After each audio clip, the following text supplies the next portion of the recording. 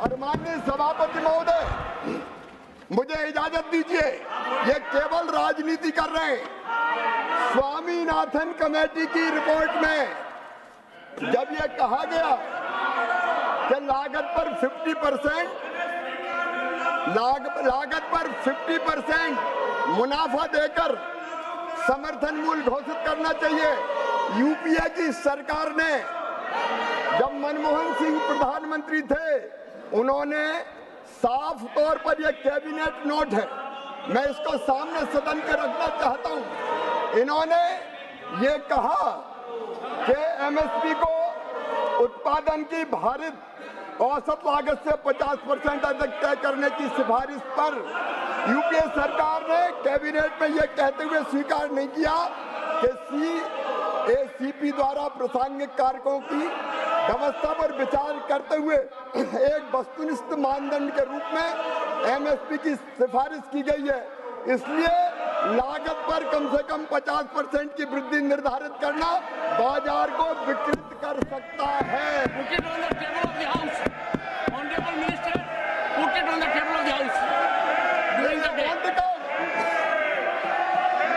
इन्होंने स्वामीनाथन आयोग की सिफारिश स्वीकार करने से इनकार कर दिया।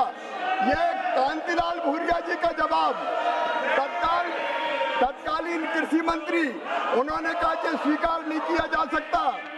सम्मानीय शरद पवार जी का जवाब, जो सरकार में मंत्री थे, उन्होंने भी कहा कि सरकार सीपी की सिफारिशों के आधार पर एमएसपी तय करती है और इसलिए पहचानने की आवश्यकता है कि उत्पादन लागत और एमएसपी के बीच कोई आंतरिक संबंध नहीं हो सकता, और उन्होंने इनकार कर दिया, इसको स्वीकार नहीं किया। ये मंत्री केवी थॉमस का जवाब, इस सिफारिश को सरकार ने स्वीकार नहीं किया है क्योंकि एमएसपी की सिफारिश कृषि लागत और मूल्य आयोग द्वारा वस्तुनिष्ठ मानदंडों के आधार पर प्रासंगिक कारकों की व्यवस्था पर विचार करते हुए की जाती है।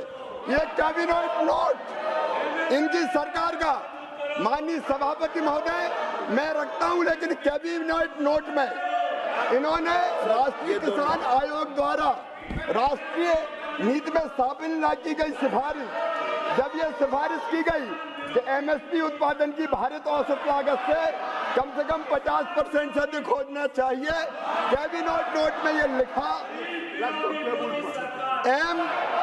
एमएसपी की सिफारिश सीएसीपी द्वारा संबंध घटकों की किस पर विचार करते हुए बस्तीपूरक मानदंड पर की जाती है, अतः लागत पर कम से कम 50% की वृद्धि निर्धारित करने से मंडी में विकृति आ सकती है। कुछ मामलों में एमएसपी व उत्पादन की लागत के बीच मैकेनिकल लिंकेज प्रति उत्पादक हो सकता है, इसलिए स्वीकार नहीं की जा सकता। ये इनका चेहरा है, ये मैं पटल पे रखता हूँ, ये बचा के रख रहा हूँ। ये ले जाओ, ये दे दें, दे दिए, वो दे दिए, ये भी दे दिए। ये इनका असली चेहरा है। ये किसान के नाम पर माननीय सभापति महोदय केवल राजनीति करना चाहते हैं। ये देश को अराजकता में झोंकना चाहते हैं। लेकिन मैं पूरी जिम्मेदारी के साथ कृषि मंत्री के रूप में कहता हूं, प्रधानमंत्री जी के नेतृत्व में खेती को लाभ का धंधा बनाने में और किसानों की आमदनी दुगनी करने में कोई कसर नहीं छोड़ेंगे। हम दिन और रात काम करेंगे। कई फैसले लिए हैं और आगे भी किसान हितैषी फैसले लिए जाते रहेंगे। धन्यवाद माननीय सभापति महोदय। हमसे जुड़ने के लिए हमारे YouTube चैनल को सब्सक्राइब कर